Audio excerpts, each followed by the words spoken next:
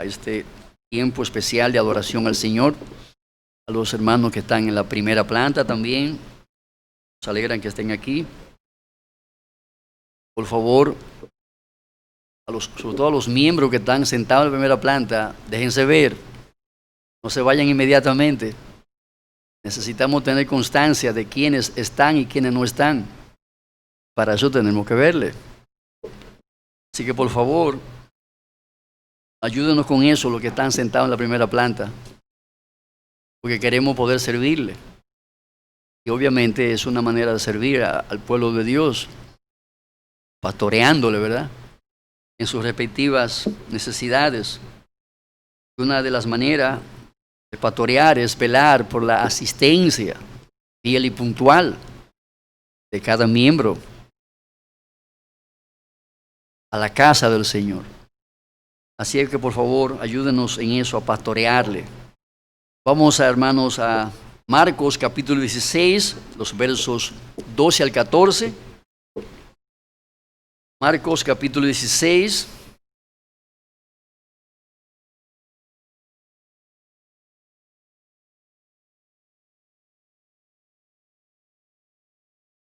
Vamos a dar continuidad a nuestra serie que llevamos en este hermoso libro de Marcos. Marcos capítulo 16, los versos 12 al 14. Pero después apareció en otra forma a dos de ellos que iban de camino yendo al campo. Ellos fueron y lo hicieron saber a los otros, y ni aun a ellos creyeron. Finalmente se apareció a los 11 mismos, estando ellos sentados a la mesa, y les reprochó su incredulidad y dureza de corazón, porque no habían creído a los que le habían visto resucitado. Vamos a orar. Señor y Dios, Padre, nosotros te rogamos ahora que tú traigas tu palabra a nuestros corazones. Tu gracia tráela a nuestros corazones, Señor, en esta mañana. Concede que tu palabra nos santifique, sobre todo que ella avive nuestra profesión de fe para amarte, honrarte y servirte. Obra con ella salvación y vida abundante en Cristo. Pues lo rogamos y lo suplicamos en el nombre de Jesús. Amén.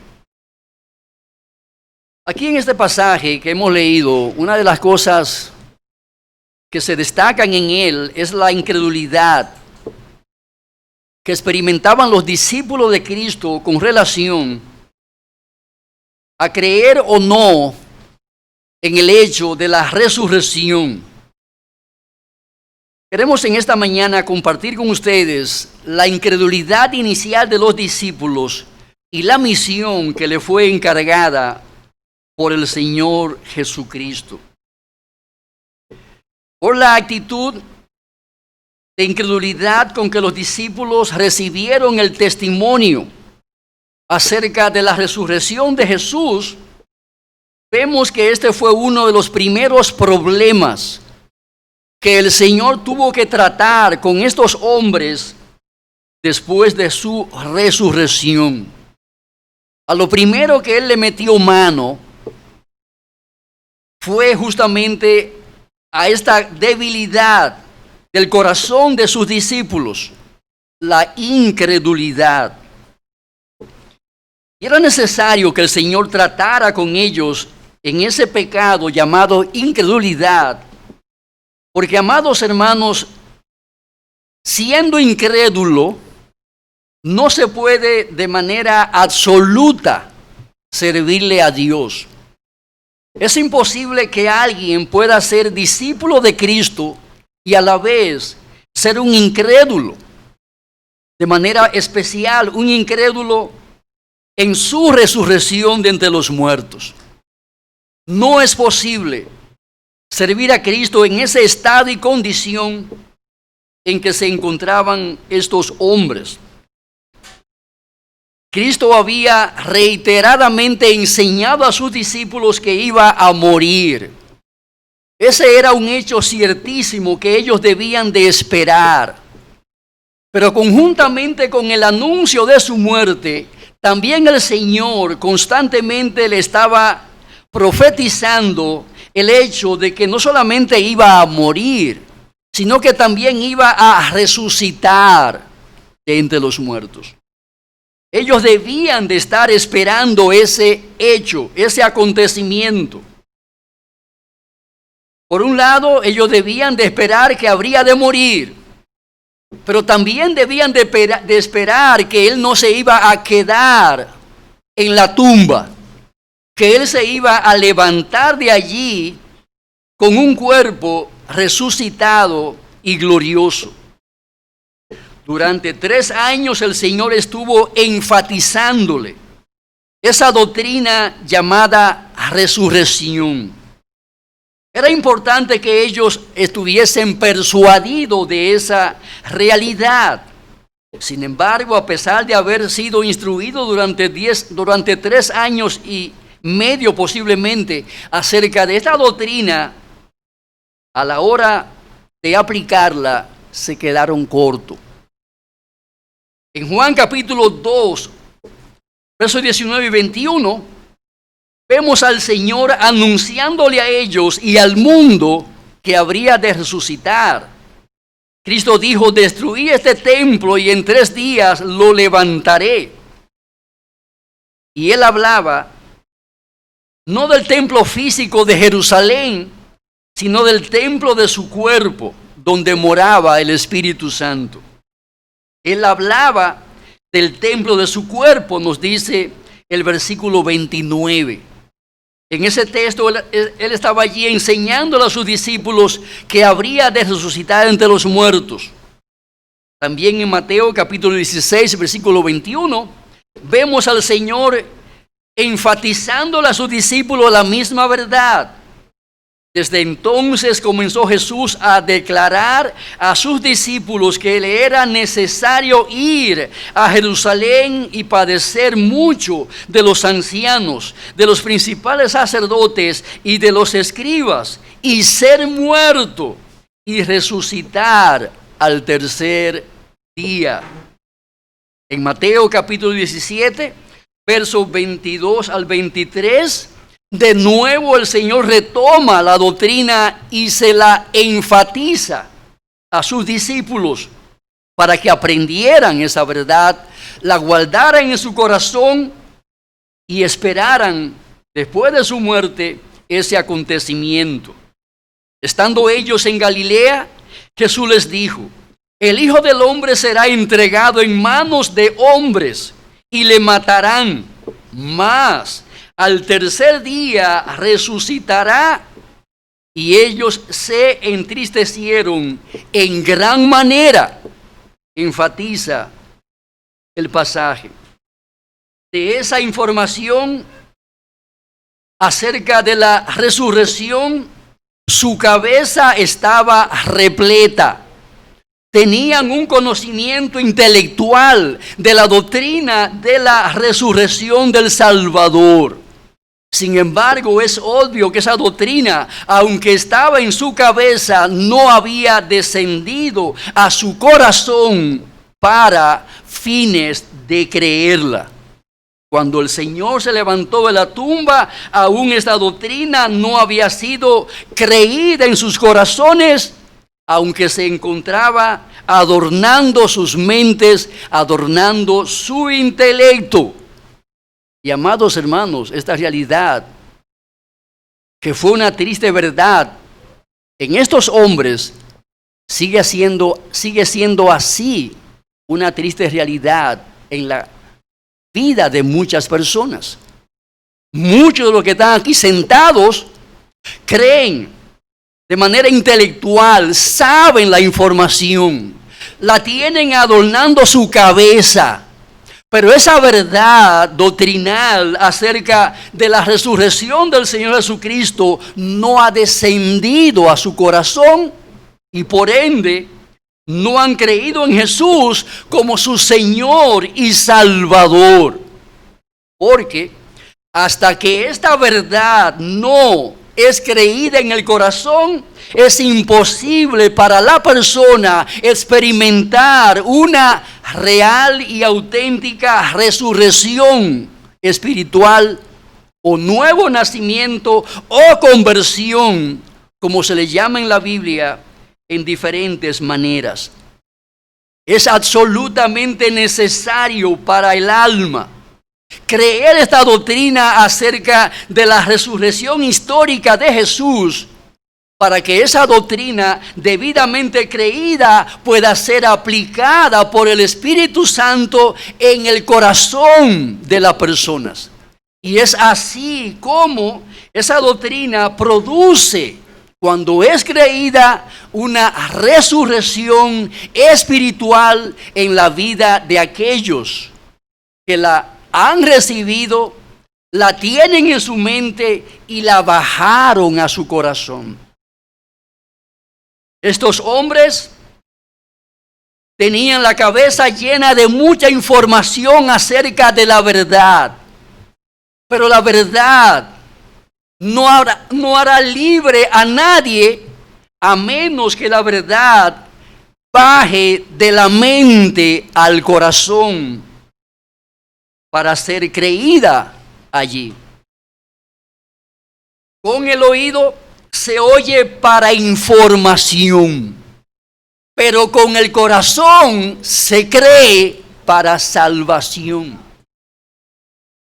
Esta realidad la estaban experimentando los discípulos en el contexto de esos días de la resurrección de nuestro Señor y Salvador Jesucristo.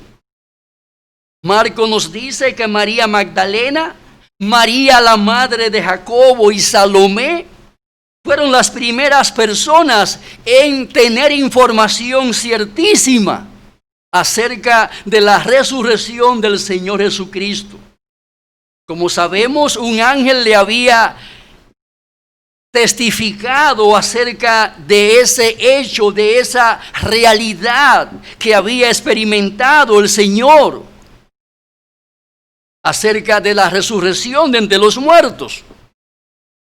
Y es obvio que estas mujeres creyeron la información que el ángel le había suministrado.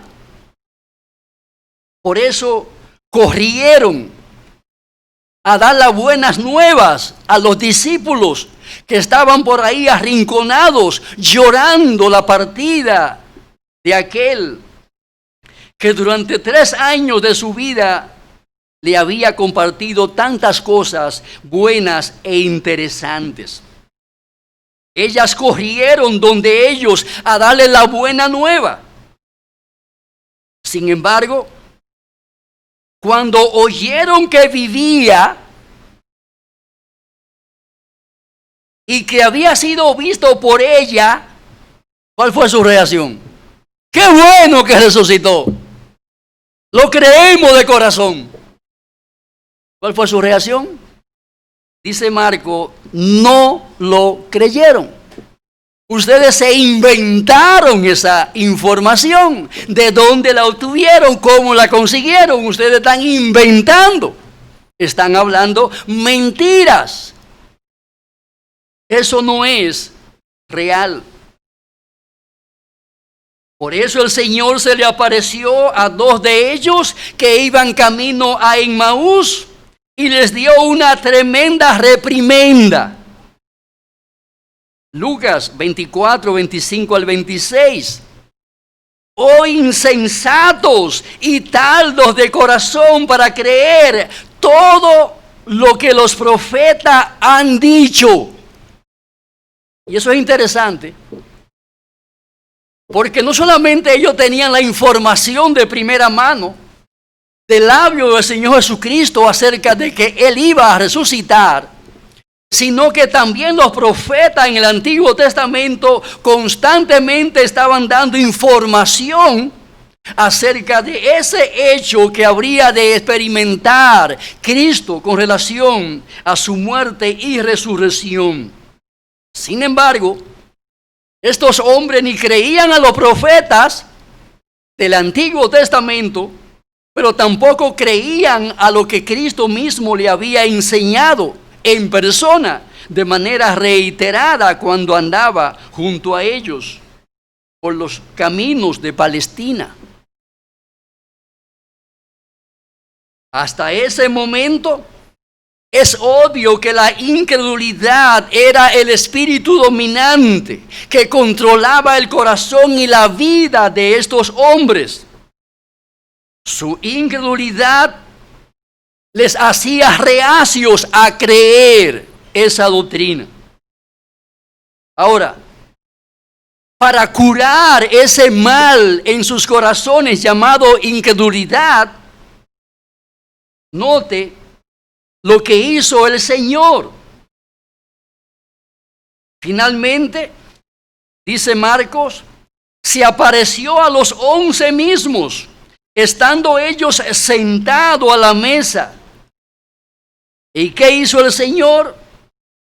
Y les reprochó su incredulidad y dureza de corazón, porque no habían creído a los que le habían visto resucitado. Tomás se ha destacado en la historia porque resaltó entre los discípulos como el más incrédulo de todos ellos. Esa fue su gran gloria.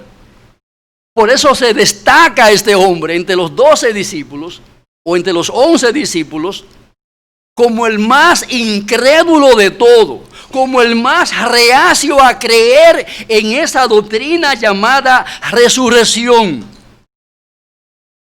Juan capítulo 20, verso 24. Pero Tomás, uno de los 12, llamado Dídimo, no estaba con ellos cuando Jesús vino. Le dijeron pues los otros discípulos: al Señor hemos visto. Y les dijo: si no viere en sus manos la señal de los clavos, y metiere mi dedo en el lugar de los clavos, y metiere mi mano en su costado, no creeré. 8 días después estaban otra vez los discípulos dentro, y con ellos Tomás. Llegó Jesús estando las puertas cerradas, y se puso en medio y les dijo: paz a vosotros. Luego dijo a Tomás: pon aquí tu dedo y mira mis manos, y acerca tu mano y métela en mi costado, y no seas incrédulo, sino creyente. Entonces Tomás respondió y le dijo: Señor mío y Dios mío. Jesús les dijo: porque me has visto, Tomás, creíste. Bienaventurados los que no vieron y creyeron. Hizo además Jesús muchas otras señales en presencia de sus discípulos. ¿Y cuál era el fin de esas señales? Acabar con su incredulidad. Su fin era matar su incredulidad, que les impedía creer de manera plena, total y absoluta en la realidad de la resurrección de nuestro Señor y Salvador Jesucristo. Ellos tenían en sus mentes el testimonio de los profetas. Tenían en sus mentes las enseñanzas continuas que Jesús le había dado por 3 años acerca de la resurrección de los muertos. Finalmente, tenían el hecho consumado ante sus propios ojos. Tenían su propio cuerpo hecho allí resurrección, probando de esta manera con esas 3 evidencias que él había experimentado lo que ciertamente se había profetizado y él mismo había enseñado. Ahora, amados hermanos, ¿qué es la incredulidad que le había hecho tan difícil a estos hombres creer en la resurrección del Señor Jesucristo? Hay 2 palabras que se emplean en la Biblia para definir la incredulidad. Está la palabra griega epiteo, con doble E, epiteo. Epiteo es la decisión deliberada que toma la persona para no creer, dice un diccionario bíblico. En este caso, la persona decide no creer, aunque tenga un monte de evidencias delante de sus ojos. Hay una montaña de evidencia que prueban que esa es la verdad, que eso es así, que eso es un hecho irrefutable, verídico, real, innegable. Sin embargo, la persona está resuelta a decir que no. No, eso no es así. Ese hecho, ese evento, eso no ha sucedido. Lo digo yo, eso no es así. Aunque tenga un monte de evidencia delante de sus ojos. Aunque tenga un monte del tamaño del Pico Duarte. Su conclusión es que no. Y su palabra no la da a torcer. Eso es epiteo. Esa fue la actitud de Tomás. Si no viera en sus manos la señal de los clavos, y metiere mi dedo en el lugar de los clavos, y metiere mi mano en su costado, no, epiteo. Yo no creeré.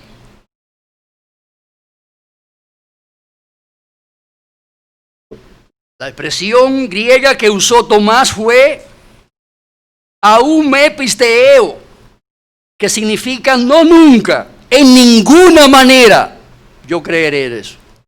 Nunca, de ninguna manera. Yo estoy dispuesto a creer esa cosa que tú me estás diciendo. Que se levantó de los muertos. No, eso no es verdad. Mira, es más, para que tú puedas convencerme de que eso es así, este que está aquí tiene que meter los dedos ahí, mira, ahí. Meter los dedos allá, en el hoyo ahí, donde está el hoyo.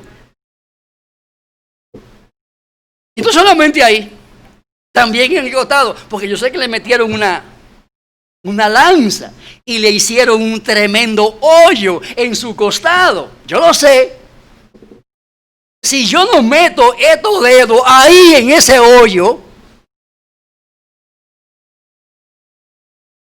yo no creeré tal cosa. Eso es epiteo. Es la resolución a no creer. Es la determinación a no aceptar un hecho. Y obviamente esa misma fue la actitud adoptada por Israel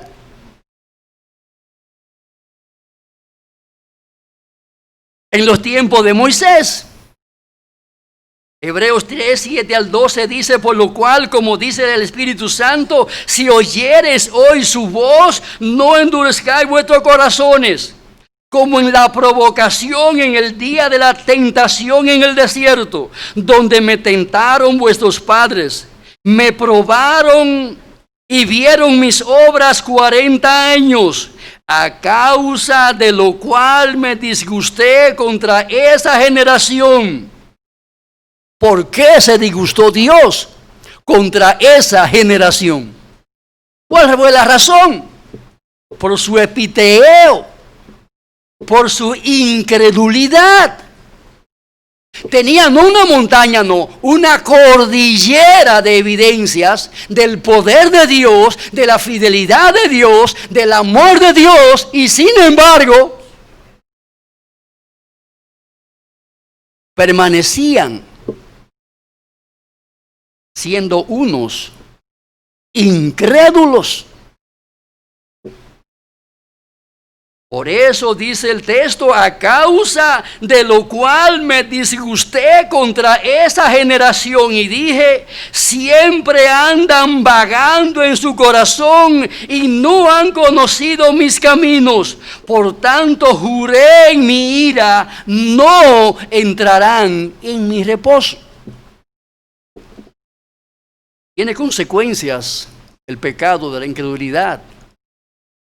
Por eso el Señor le salió al paso a ese espíritu dominante que estaba en el corazón de esos 11 hombres.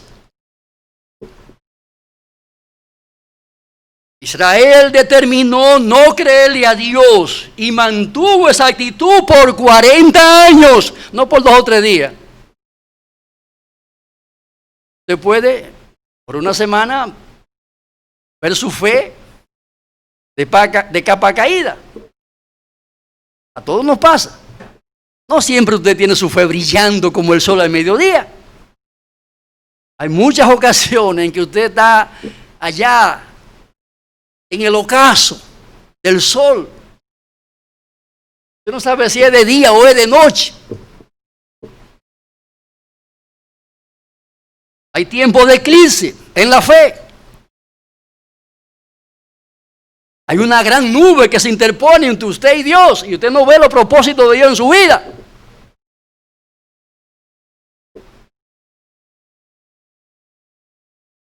Pero este pueblo, no fue una semana, 40 años, dice aquí, divagando en sus corazones. O sea, no acababan de creer lo que Dios le había prometido, una tierra que fluye leche y miel. No acababan de asentar en sus corazones las doctrinas, las verdades que Dios le estaba revelando con relación a su persona, a su obra y a su esperanza bienaventurada que les aguardaba del reposo. También tenemos la otra palabra en griego que es la palabra epiteo. Espiteo, con una sola E. Este es un adjetivo que se usa en la Biblia para describir la incredulidad, que significa indigno de confianza, infiel, desconfiado. Dice un diccionario. Esta incredulidad se ejerce especialmente cuando no creemos lo que Dios ha prometido. Porque Él es indigno de confianza, no le conocemos tanto. Por ende, es natural que usted no crea en quien usted no conoce. Eso es natural. Usted no creerá plena y absolutamente en alguien que usted recién conoce o tiene muy poca información acerca de la seriedad, fidelidad, etcétera, de esa persona. La palabra espiteo tiene una raíz que significa inhabilidad para pegarse sobre algo, por causa de la desconfianza que se tiene, naturalmente. Esa es la debilidad que dice, quiero creer, pero yo no puedo creer. ¿Y por qué no puede creer? Porque no conozco tanta información de esa persona.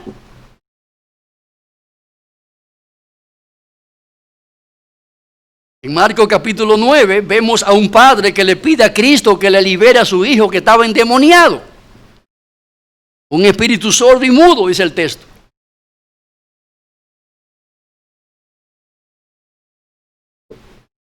Y a este hombre Cristo le respondió en los versículos 23 al 24, si puedes creer, esa es la clave, si puedes creer, te puedo dar respuesta a tu necesidad, pero hay una condición, si puedes creer. Porque si tú no puedes creer, no estás en condiciones de recibir respuesta a tu petición. Si puedes creer, al que cree, todo, subraye todo le es posible. E inmediatamente el padre del muchacho clamó y dijo, creo.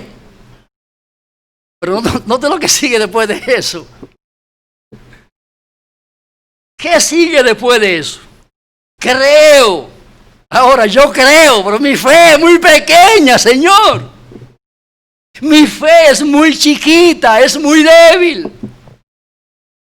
No tengo la capacidad interior para recibir el cumplimiento de la promesa que tú me haces de que puede liberar a ese muchacho, Señor. Por eso, ayuda, ¿qué? Ayuda mi incredulidad, o sea, cambia esa incredulidad por una fe genuina, abundante, por una fe bíblica. Y cuando Jesús vio que la multitud se agolpaba, aquello era algo trascendental. Reprendió al espíritu inmundo diciendo: espíritu mudo y sordo, yo te mando, sal de él y no entre más en él. Este hombre muestra que tenía una fe espiteo, una fe o un creer que era muy pequeño, muy débil. Esa incredulidad es aquella que dice: quiero creer en Dios. Yo quiero creer que Dios existe. Quiero creer que Él creó los cielos y la tierra, pero yo no puedo descansar en Él como mi único y suficiente Salvador. Es la fe que dice: yo puedo creer que Dios es el autor de la familia, pero yo no puedo creer que Dios puede restaurar mi familia si se halla en una condición deshecha. Quiero creer en todas las promesas de Dios, pero no puedo creer que Él pueda dar respuesta a cada una de mis necesidades según el marco de su promesa para conmigo. Y amados hermanos, sea la primera o la segunda, está claro en la Biblia que la incredulidad es un pecado que Dios aborrece. ¿Por qué Dios aborrece la incredulidad? ¿Por qué?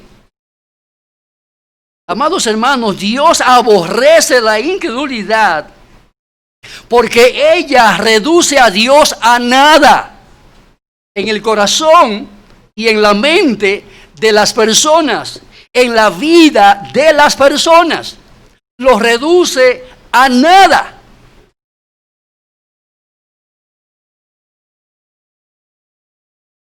Pero también Dios aborrece ese pecado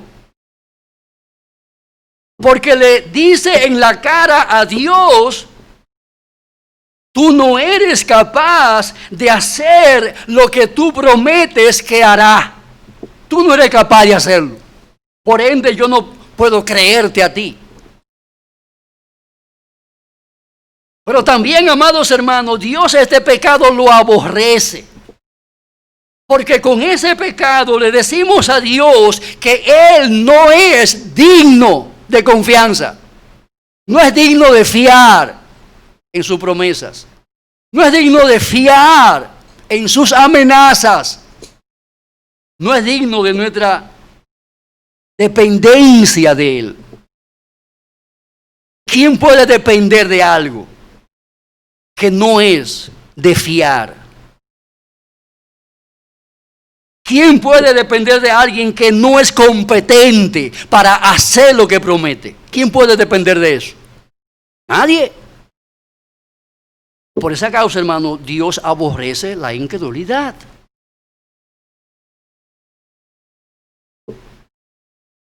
De ahí la advertencia de Hebreos 3:12. Mirad, hermanos, que no haya en ninguno de vosotros corazón malo. ¿De qué? Malo de incredulidad, para apartarse del Dios vivo. ¿Qué efecto produce este pecado en el alma humana? La aparta del Dios vivo. Esa es una de las terribles consecuencias del pecado de la incredulidad en quienes la padecen. ¿Por qué el hombre hoy está apartado de Dios? ¿Por qué? Por su incredulidad. Esa es la razón básica y fundamental. Por incrédulo el hombre está apartado de Dios. Y amados hermanos, si Cristo iba a usar a esos hombres, Este era un mal que había que erradicarlo de sus vidas. Este era un mal que había que eliminarlo de raíz en sus corazones. Por eso le cogió la mano a Tomás y le dijo, ven, métela ahí. Métela. ¿Te convence ahora? Ven, métela aquí en el costado. Métela. ¿Te convence ahora? Dios trató allí con rudeza ese pecado. Por la seriedad de ese pecado y por las implicaciones de ese pecado. Y amados hermanos, ese pecado sigue siendo grave, no solamente ayer, sigue siendo grave en el día de hoy, en nuestras propias vidas. La raíz de todo lo demás pecado es esa. De ahí nacen, florecen, fructifican y riegan la semilla todos los demás pecados. Todos. ¿Por qué tú eres un alcohólico? Porque eres un incrédulo. ¿Por qué eres un fornicario? Porque eres un incrédulo. ¿Por qué te va para el infierno? Porque eres un incrédulo.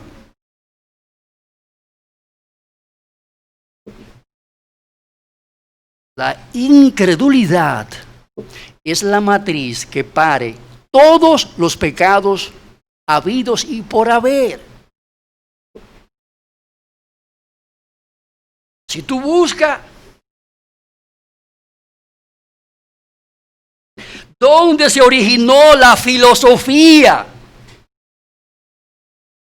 que se albergó en el corazón de Hitler y sus secuaces, tú vas a descubrir que la matriz que produjo ese diablo fue la incredulidad. Si tú buscas cuál fue la matriz que produjo la filosofía del materialismo dialéctico, que produjo la mente de Karl Marx y Lenin y Stalin y ese grupo de diablo, tú vas a encontrar que la matriz que produjo ese grupo de diablo fue, ¿qué cosa? La incredulidad. Y ese pecado produjo en la Segunda Guerra Mundial una cosecha de más de 300 millones de muertos. La incredulidad por sus frutos. Amados hermanos, es el pecado más espantoso que jamás haya existido. De hecho,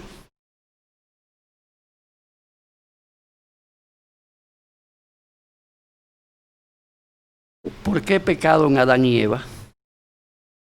¿Por qué pecaron? Por su incredulidad. No le creyeron a Dios.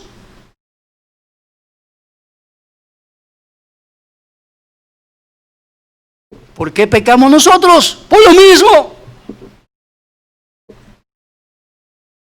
No hay otra explicación. Por lo mismo. En el fondo de todo pecado, en la raíz de todo pecado está la incredulidad.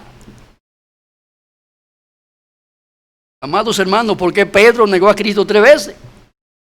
¿Por qué? Porque no creía en el poder del Redentor. Su mente, su corazón se nubló para ver lo que estaba detrás de aquellos acontecimientos que llevaron a Jesús al patio del sumo sacerdote. No pudo ver lo que estaba después de eso, porque era un incrédulo, estaba ciego a las realidades espirituales.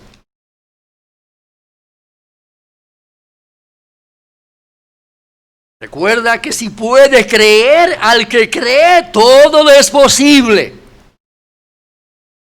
Pero al que no cree, nada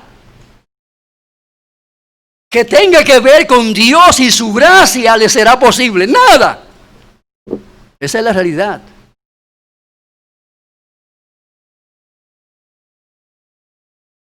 Para un incrédulo es imposible liberarse de las garras del diablo. Es imposible que aún su familia pueda ser liberada de las garras del diablo. Este hombre sabía que su hijo se hallaba en las garras del diablo. Sabía que él no podía liberarle.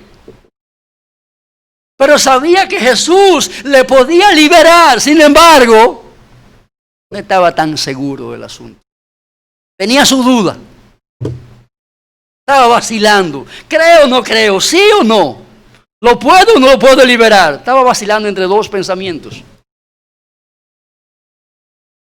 Había oído algo del poder de Jesús, pero no estaba tan seguro, porque él no lo había visto con sus propios ojos. No lo había visto con sus propios ojos. Fue la actitud de los discípulos. Lo vio Magdalena, pero ¿quién es Magdalena? ¿Cómo yo voy a confiar en las palabras de Magdalena? Amados hermanos, eso es incredulidad. Eso es tener el mismo espíritu de Tomás, ver para creer.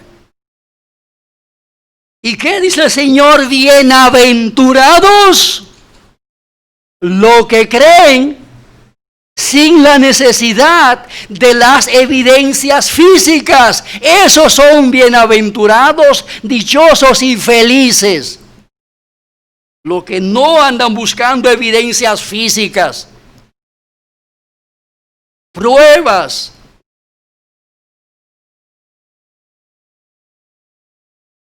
La suma expresión de la incredulidad la mostró el famoso rico en el infierno. Cuando le pedía al Señor que enviara a Lázaro para que, obviamente, al ver un muerto resucitado entre los muertos, ¿verdad? Finalmente esto sería una prueba irrefutable para que su familia pudiese creer, porque la Biblia no era suficiente. No. Necesitan más información, necesitan más evidencia, más pruebas contundentes e irrefutables. Señor, si tú envías a Lázaro, esos impíos de mi familia van a creer. Estoy seguro de que creerán cuando vean a Lázaro, que ellos saben que está enterrado en una tumba, caminando por las calles, ¿verdad? ¡Wow! Pero ven acá, pero te enterramos a ti hace un mes. ¿Y qué pasó? No, yo resucité entre los muertos. Entonces ellos van a creer. Cuando vean con sus propios ojos físicos de la cara ese tremendo milagro que se operó, en el cual Lázaro vino a la vida después de meses de muerto. Eso es una evidencia que no podrá ser refutada por nada ni por nadie. Y todo el mundo la va a creer. Ese fue el argumento de este hombre. Estaba en el infierno, ¿sabe por qué? Por incrédulo. Por incrédulo estaba en el infierno. Y tú, mi joven, mi querido niño, el infierno también es para ustedes, porque es para todo incrédulo. Es para todo aquel que no haya creído en Jesús, en su obra, en su muerte, resurrección, ascensión a los cielos, etc.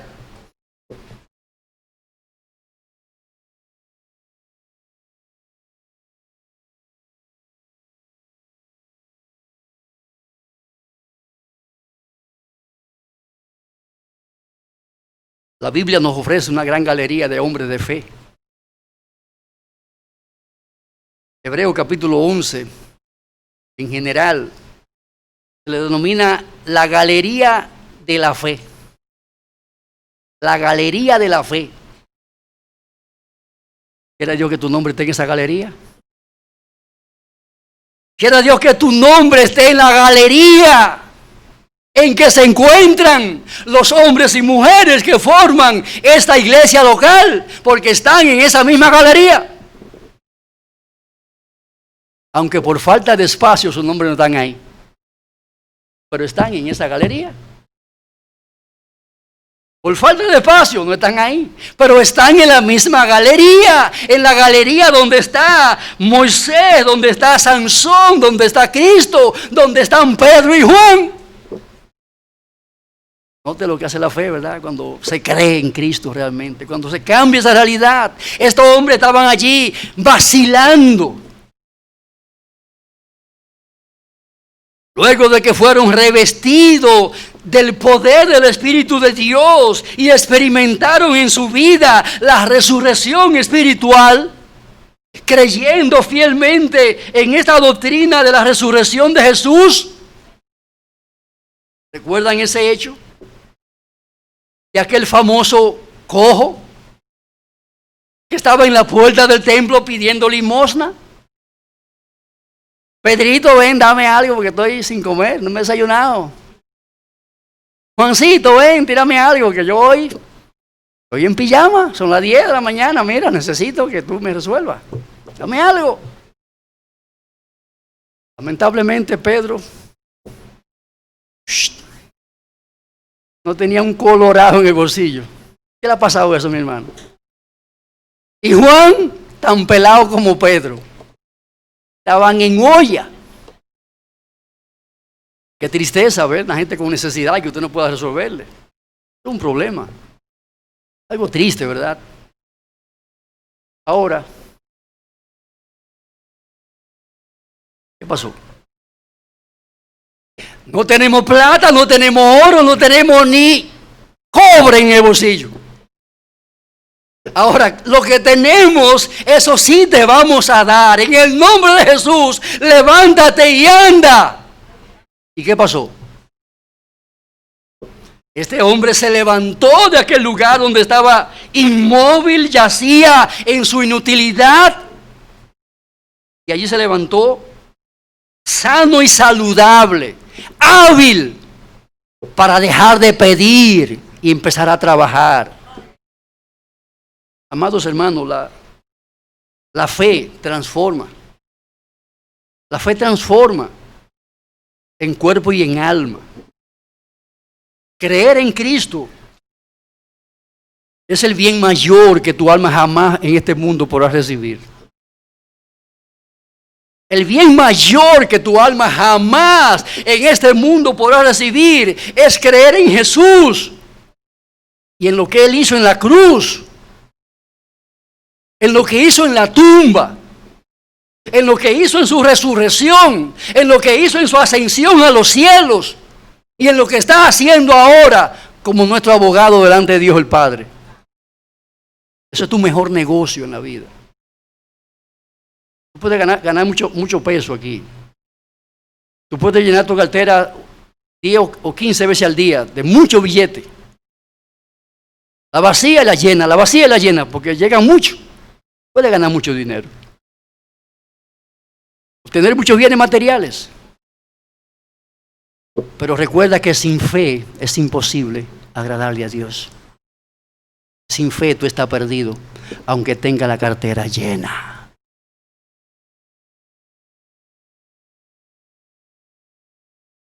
Aunque te jactes de que tú eres buena gente, de que tú eres un buen padre, una buena madre, un buen hijo, sin fe estás perdido. Y no te podrás encontrar hasta que ese regalo de la fe venga a tu corazón.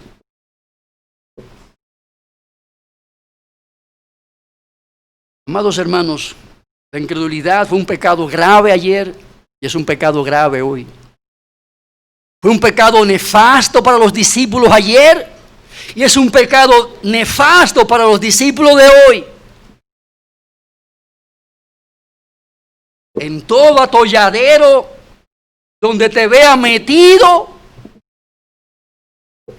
por causa de tus corrupciones.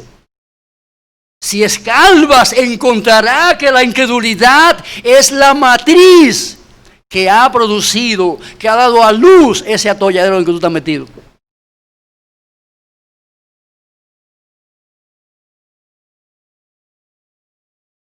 Eres creyente, claro que eres creyente.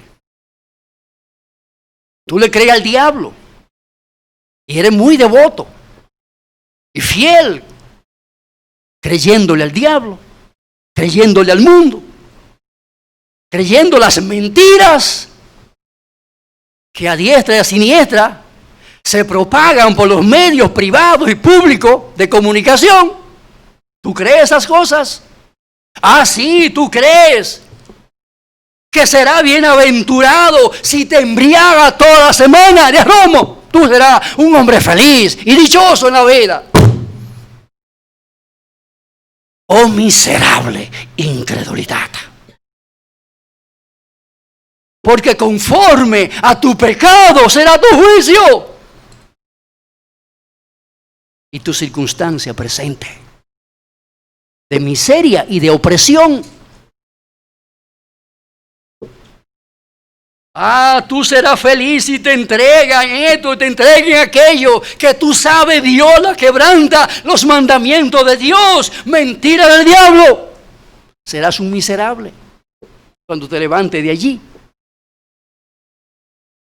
de esa cama donde el diablo te indujo a acostarte, prometiéndote felicidad, gozo, deleite, placer.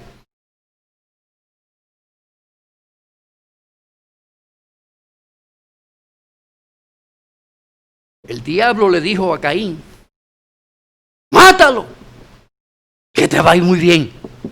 Ese problema se te resolverá. Mira qué problema tú tienes ahora. Mira, él es el favorito. Él es el que tiene la sonrisa de Dios. Tú eres un pobre desgraciado. Mátalo y tú verás lo bien que te irá. ¿Le creyó al diablo? Mató a Caín, mató a Abel, perdón. ¿Y cómo le fue? Muy bien le fue, sabrosamente bien le fue. A partir de ahí vivió una vida miserable hasta que fue llevado a la tumba.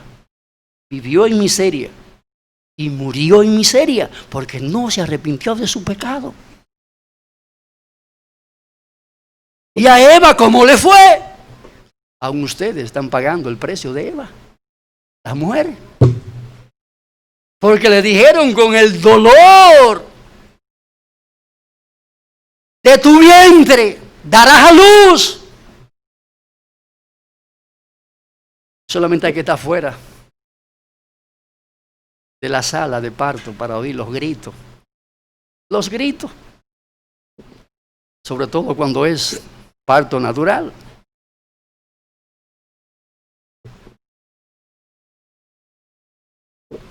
Tu deseo será para tu marido. Hermanas, ¿y cómo sufren esas mujeres? ¿Cómo sufren las mujeres cuando le toca casarse con un pichón de diablo? ¿Cómo sufren? ¿Cómo lloran? ¿Cómo se le quebranta el corazón día por día? Cuando le toca casarse con diablo, con demonios, hecho carne. ¿Cómo sufre la pobre?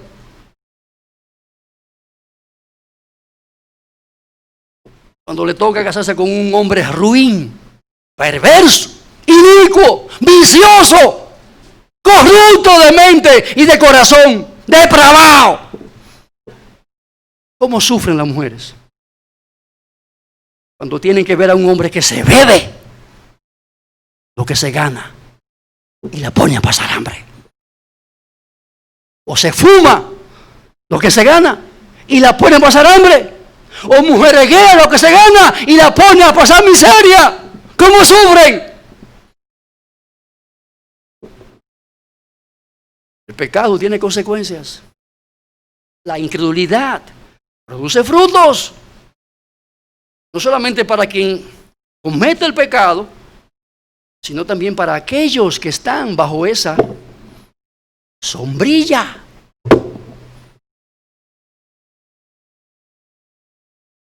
¿Cómo sufrió el corazón de Adán y de Eva? Cuando vieron la sangre de sus propias entrañas derramada por su propio hijo.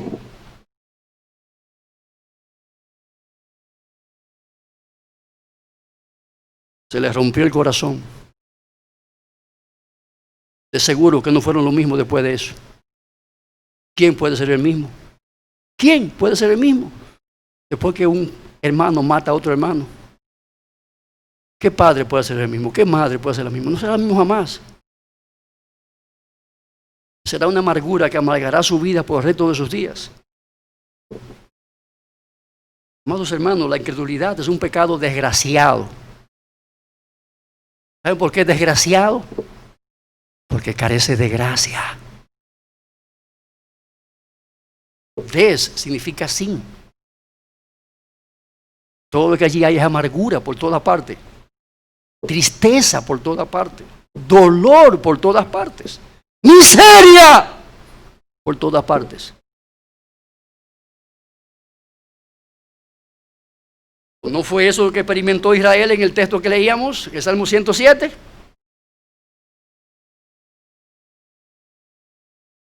Moraban en tinieblas y sombra de muerte, aprisionados en aflicción y en hierros, por cuanto fueron rebeldes a las palabras de Jehová.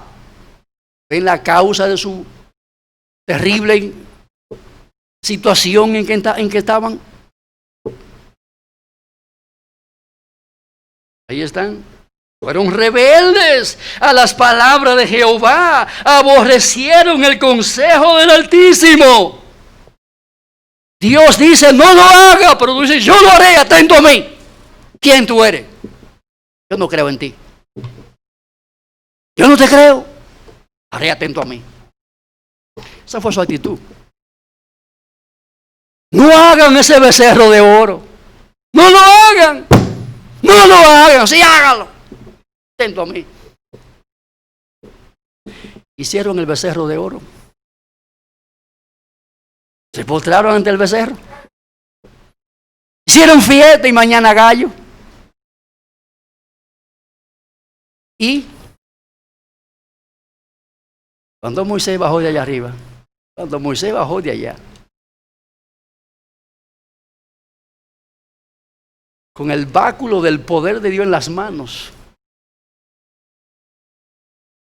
cogió ese becerro, lo molió, lo echó en agua y a beber agua de becerro. Amados hermanos, Dios nos hace beber el pecado y sus consecuencias.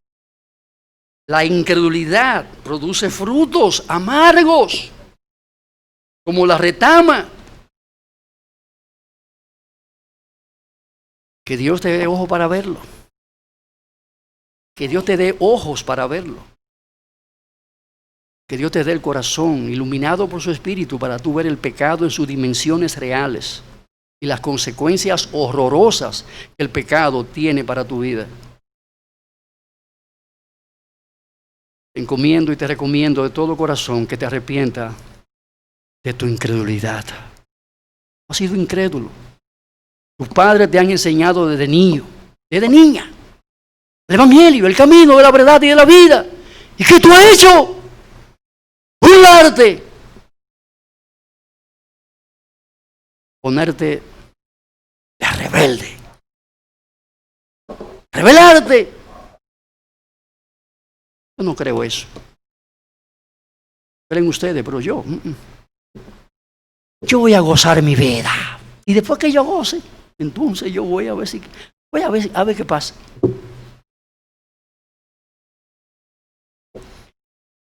La mayoría de los cementerios están poblados no por ancianos de 80 para arriba, sino por hombres y mujeres de 30 para abajo.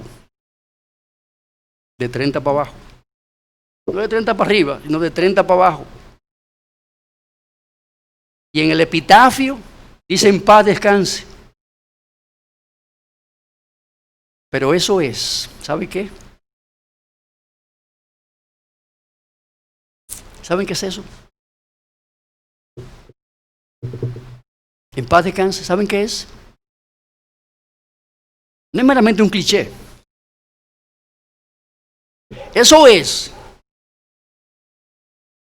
una burla que produce el pecado de la incredulidad en el corazón de aquellos que ponen eso allí y le dibujan una linda cruz encima.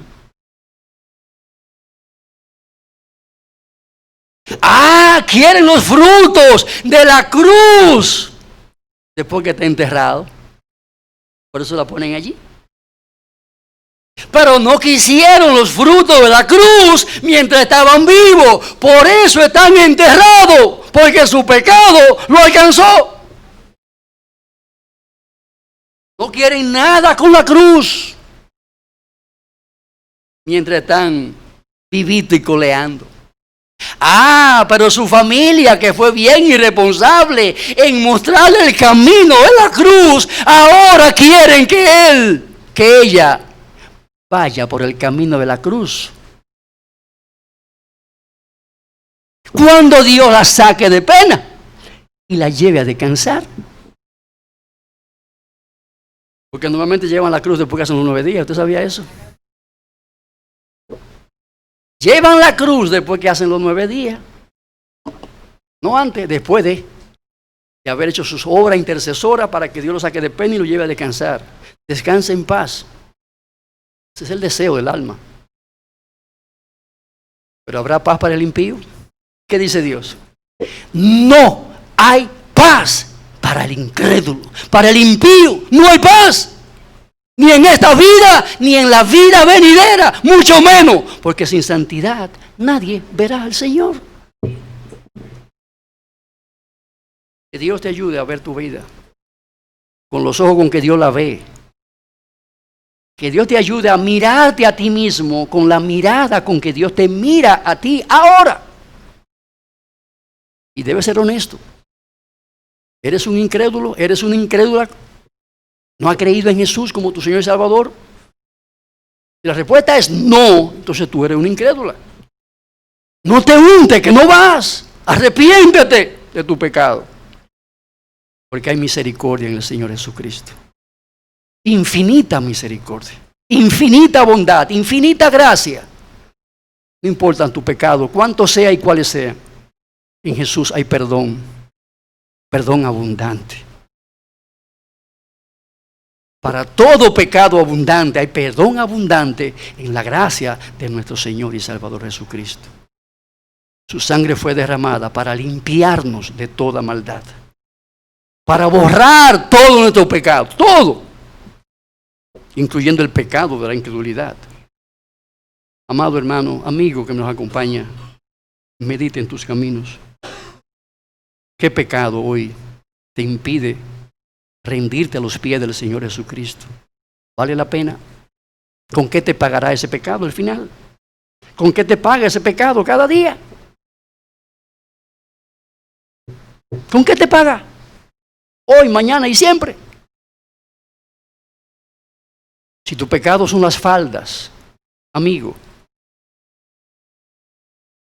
con lo único que te pagará la falda es con una vida miserable. No tendrás familia, ni esposa, y tus hijos no te respetarán. Porque ¿quién puede respetar a un sinvergüenza? Aunque sea su papá o su mamá. Que Dios te ayude a encontrarte con Jesús y a rendirte realmente a Él. Clama, Señor, cambia mi incredulidad. Creo, pero Señor, ayúdame, porque yo no soy tan creyente. ¿Cuál es el medio que Dios usa para cambiar tu incredulidad por la fe, por la creencia? La palabra de Dios. La fe viene por el oír. El creer viene por el oír. ¿Por oír qué? La palabra de Dios. Ve a ella, estúdiala, medítala, órala. Clama a Dios que te dé un corazón creyente. Como el de Pablo, como el de Mateo, como el de Juan, como el de el propio Señor Jesucristo.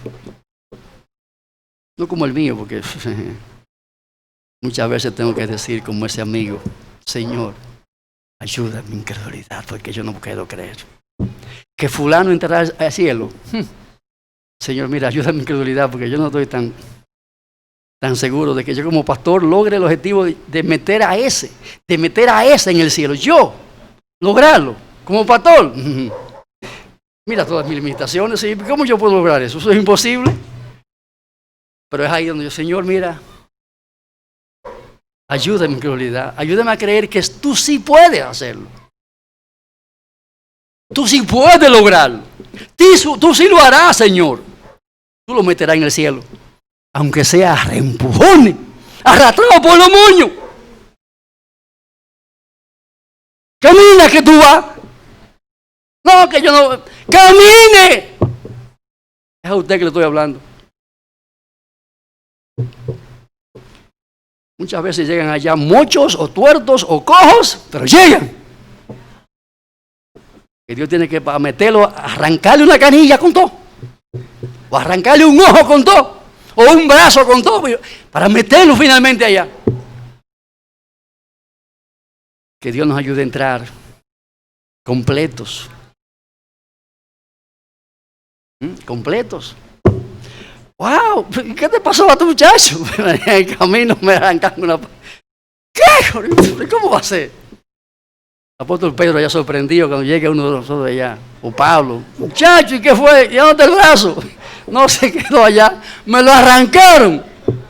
Para poder llegar aquí, muchachos, tuvieron que arrancarme el ojo con todo. Arrancarme el brazo, arrancarme la pierna. Amados hermanos, que Dios nos ayude a entrar completo al cielo.